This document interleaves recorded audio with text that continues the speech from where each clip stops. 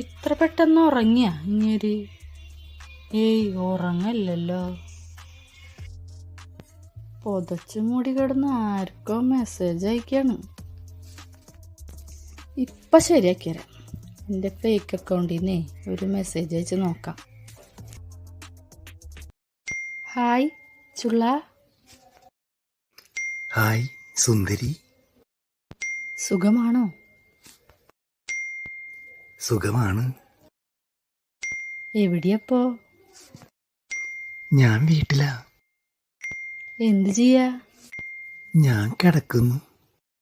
നിങ്ങൾ കല്യാണം കഴിച്ചതാണോ? അതെ. അവള് 2 വർഷം മുന്നേ മരിച്ചുപോയി. Oh, no.